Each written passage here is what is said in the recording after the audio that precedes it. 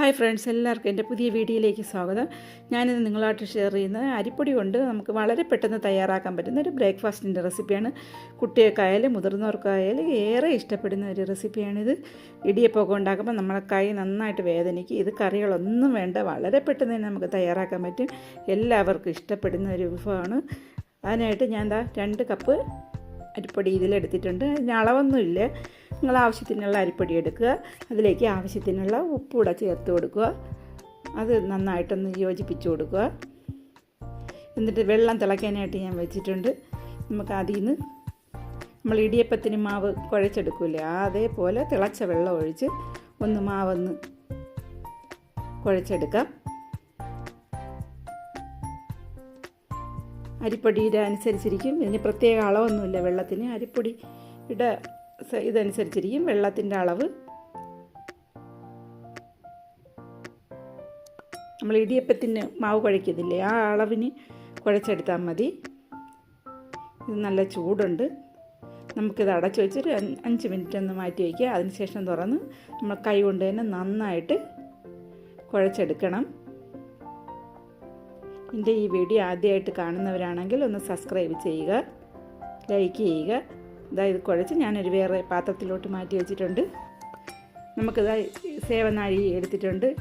നമ്മൾ ഇടിയപ്പത്തിനെടുക്കുന്ന ആ ചെല്ല, ഇത് വലിയ കണ്ണുള്ള മധുര സേവയ്ക്കൊക്കെ എടുക്കുന്ന അതാണ് ഇതിൽ ഇട്ട് കൊടുക്കാനുള്ളത്.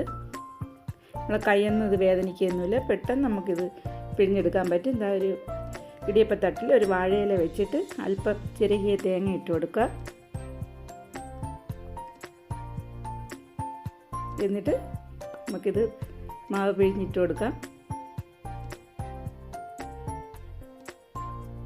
ഇതിന് കറികളൊന്നും വേണ്ട, അതാണ് ഇതിൻ്റെ പ്രത്യേകത. നമുക്ക് കറി ഉണ്ടാക്കാനാണ് ഒത്തിരി സമയം എടുക്കുന്നത്. കുട്ടിയൊക്കെ സ്കൂളിലൊക്കെ കൊടുത്തു വിടാനും പെട്ടെന്ന് നമുക്ക് ഇത് തയ്യാറാക്കി കൊടുത്തു വിടാൻ പറ്റും. എൻ്റെ മക്കൾക്കൊക്കെ രാവിലെ ഞാൻ സ്കൂളിൽ പോണ ടൈമിൽ ഇതൊക്കെയാണ് ഉണ്ടാക്കി കൊടുത്തിട്ടുള്ളത്. അതിൻ്റെ മുകളിലൂടെ കുറച്ച് തേങ്ങ ഇട്ട് കൊടുക്കുക.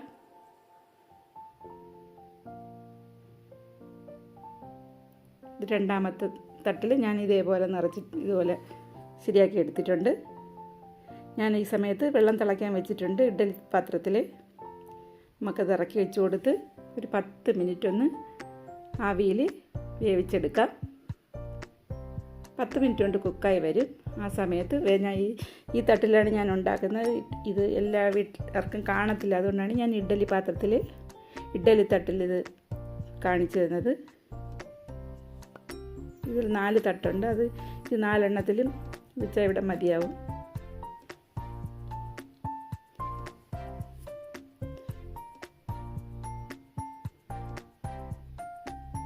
നിങ്ങളുടെ അഭിപ്രായം കമൻ്റായിട്ട് രേഖപ്പെടുത്തുക, ലൈക്ക് ചെയ്യുക.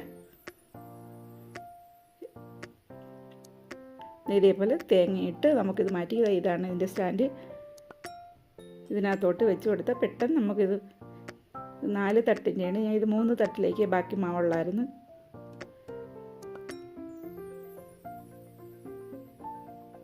ഇതിൽ തന്നെയാണ് നമ്മൾ വീസപ്പൊക്കെ ഉണ്ടാക്കുന്നത്. അത് ഇതിൽ തന്നെ വീസപ്പൊക്കെ ഉണ്ടാക്കാം.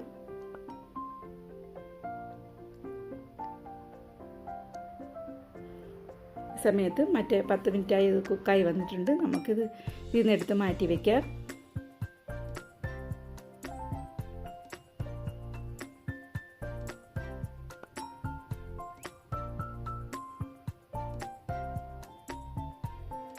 മറ്റേ വേവിക്കാൻ വെച്ചിട്ടുണ്ട്. പെട്ടെന്ന് നമുക്ക് വെന്ത് കിട്ടും. കറികളൊന്നും ഉണ്ടാക്കാൻ സമയം മെനക്കെടണ്ട. ഇത് റെഡിയായി വന്നിട്ടുണ്ട്.